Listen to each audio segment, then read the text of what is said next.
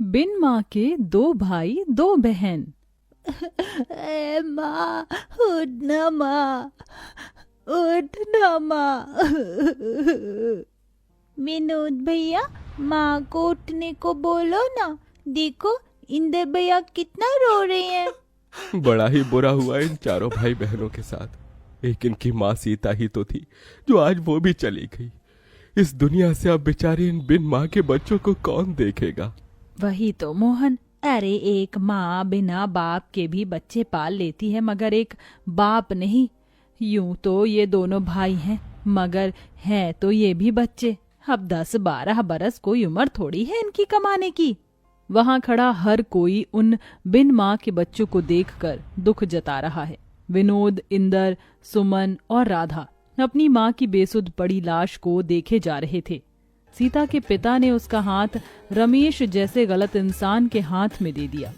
सीता को शादी के बाद पता चला कि रमेश पियक्कड़ है, मगर हर औरत की तरह सीता ने भी इस उम्मीद से कि एक न एक दिन रमेश सुधर जाएगा, उसने इस रिश्ते को निभाया और 2 बेटी और 2 बेटों को जन्म दिया।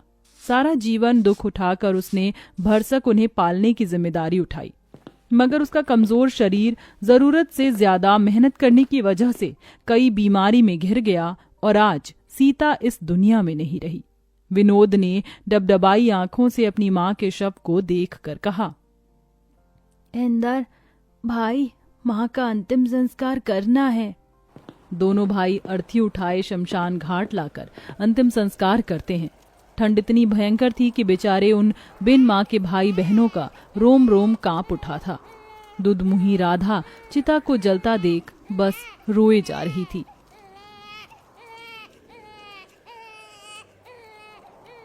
खुद जलते जलते भी वो माँ अपने औलाद के उघार शरीर को गर्माहट से भर जाती है।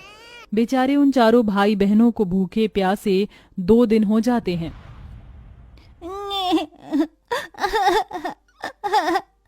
अले ले ले, चुप हो जा राधा, तू तो भैया की प्यारी बहन है ना। भैया, राधा को दूध पीना है, वो भूख से रो रही है। बस अब मैं मेरी दोनों बहनों को ऐसे भूखा नहीं देख सकता। इंदर, तू इनका ख्याल रखना, मैं खाना लेके आऊंगा। मैं भी आपके साथ चलूंगा भैया, हमारी दोनों बहनें हम दोनों भाइयों की जिम्मेदारी है। ये ले सुमन, राधा का ख्याल रखना। 2 साल की राधा को सुमन की गोद में देकर दोनों भाई उस ठंड के कहर में काम ढूंढने निकल जाते हैं। ओह भैया, यहाँ तो कितनी ठंड है और कोहरा भी, कुछ भी दिखाई नहीं दे रहा। हमें आगे चलना होगा। कुछ दूर आगे आकर वो कुछ लोगों को अनाज की बोरियां उतारते देखते हैं। चल भाई, वहाँ चलकर काम मांगते हैं। हाँ भैया। जरा जल्दी जल्दी बोरी उतारो। दोनों भाई रामनाथ के आगे हाथ जोड़कर खड़े हो जाते हैं। सेठ जी हमें भी काम दे दीजिए। मगर बच्चों, तुम तो अभी बहुत छोटे हो और ये बोरियां उतनी ही भारी हैं, उठा पाओगे तुम? तभी दोनों की आंखों के सामने अपनी बहनों का भूखा चेहरा आ जाता है। हाँ सेठ जी, हम उठा लेंगे, क्योंकि इस वक्त हमें अपनी दोनों बहनों के लिए खाना लेकर जाना है। रामनाथ दोनों को काम दे देता है। ठंड में बोझा ढोके खाना लिए वो घर जाते हैं और अपनी बहनों को पेट भर कर खिलाकर खुद भूखे सो जाते हैं। ऐसे ही 15 साल बीत जाते हैं। विनोद, इंदर, ये लो तुम्हारी आज की दिहाड़ी। कितने हैं सेठ जी? दोनों के मिलाकर पूरे 2000 हैं। बहुत बहुत शुक्रिया सेठ जी। विनोद, कितनी बार कहा है मुझे सेठ जी मत कहा कर, काका कहा कर। कितने छोटे से आए थे तुम यहाँ, 15 साल बीत गए। तुम दोनों भाइयों की वजह से मेरा कल का छोटा सा गोदाम राशन मिल बन गया है। खैर, पिछले 2 दिन से तुम घर नहीं गए। जाओ, तुम्हारी दोनों बहनें चिंता कर रही होंगी। चलो भैया, घर चलते हैं। तभी उन्हें जाता देखकर रामनाथ ने कहा, इन दोनों भाइयों को देखकर लगता ही नहीं है कि ये बिन माँ के बच्चे हैं। खुद पर दुख उठाकर अपनी दोनों बहनों को पढ़ाया लिखाया। ईश्वर ऐसा भाई और ऐसी औलाद हर माँ को दे। राधा, सुमन, कहाँ हो हमारी प्यारी बहनों? विनोद भैया, इंदर भैया, कहाँ थे आप? आप दोनों को देखो तो, मुंह कैसे मुरझाया हुआ सा है। अरे वो सब छोड़ो और ये देखो, हम तुम दोनों के लिए क्या लाए हैं। क्या लाए हैं भैया? अरे ये तुम दोनों के लिए दो दो जोड़ी सूट और ये स्वेटर। भैया इसकी क्या जरूरत थी, कितनी ठंड पड़ रही है और आप हर दिन ऐसे ठिठुरते हुए जाते हैं काम पर। हर बार हम दोनों बहनों के बारे में सोचते हैं, अपने तन पर एक जोड़ी स्वेटर भी नहीं खरीदते। आप नहीं जानते भैया, आप दोनों जब कांपते हुए काम पर जाते हैं ना तो हमें बहुत दुख होता है। कहते कहते सुमन रो देती है। अरे पगली रोती क्यों है? तुझे पता है तुम दोनों हमारे जिगर का टुकड़ा हो। हम तुम्हारी आंखों में आंसू नहीं देख सकते, इसलिए तुम्हारे गरीब भाई खुद ही दुख उठाते हैं। तभी डबडबाई आंखों से राधा कहती है, भैया फिर कभी खुद को गरीब न कहना। सच कहती हूँ, ये हमारी तकदीर है जो आप दोनों हमारे वीर हैं। आप दोनों की परछाई में हमने हमेशा माँ को देखा है। आज भी याद है हमें, मुझे और सुमन दीदी को पेट भर खिलाने के लिए आप दोनों कैसे भूखे रह जाते थे, हमें पढ़ाया लिखाया। भैया अब आप दोनों शादी कर लीजिए। नहीं सुमन, जब तक तुम दोनों का घर नहीं बस जाता तब तक हम भाई शादी नहीं करेंगे। तभी दारू के नशे में धुत रमेश घर में घुसा। ए विनोद, चल मुझे पैसे दे, मुझे दारू पीना है। शर्म नहीं आती आपको? आपकी इसी दारू की आदत की वजह से हमारी माँ दुनिया से चली गई और हम बिन माँ के हो गए। चले जाओ यहाँ से। ऐसे ही दिन बीतते गए और दोनों भाई राधा और सुमन के लिए रिश्ते देखने लगे। फिर एक दिन बड़ी सी गाड़ी उन बिन माँ के गरीब भाई बहन के द्वार पर आई। आइए वसुंधरा जी, मुझ गरीब भाई की कुटिया में आपका स्वागत है। इंदर, जाकर राधा और सुमन को ले आ। वसुंधरा दोनों की सादगी देखकर उन्हें पसंद कर लेती है। विनोद, मुझे तुम्हारी बहनें पसंद है। तुम बस शादी की तैयारी करो, मैं जल्दी अपने बेटों की बारात लेकर आऊंगी।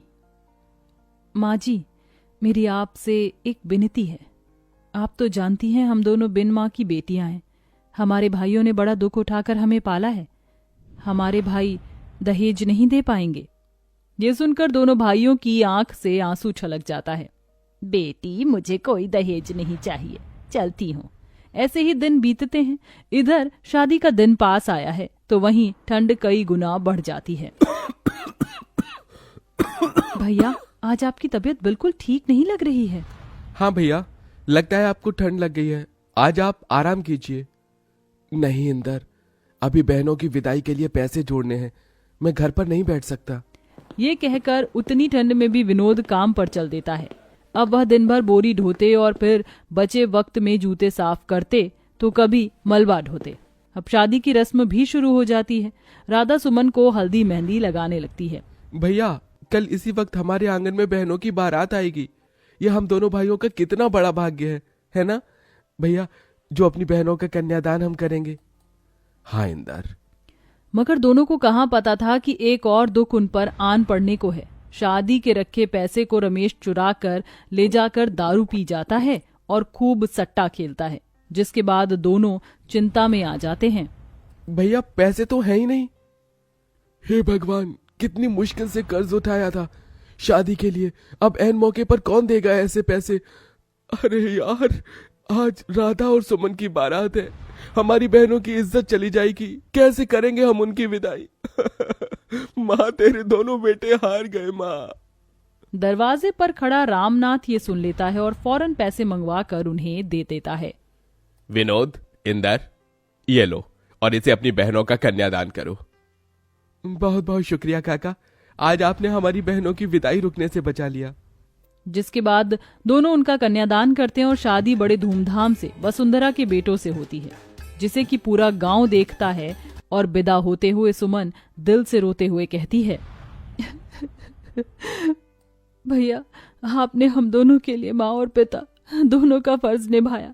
जाते जाते इस बहन को एक खुशी और दे दो। बोल मेरी बहन। भैया अब बस अपना घर बसा लो, हम दोनों आपका घर बसते देखना चाहती हैं। थोड़े ही दिनों बाद दोनों भाई भी शादी कर लेते हैं और चारों बहन भाई अपने अपने जीवन में खुशी को पाते हैं। कहते हैं इस दुनिया में माँ की जगह कोई नहीं ले सकता, मगर इंदर और विनोद जैसे भाई जिस भी गरीब बहन के भाग्य में हो तो माँ और पिता दोनों का रूप मिल जाता है।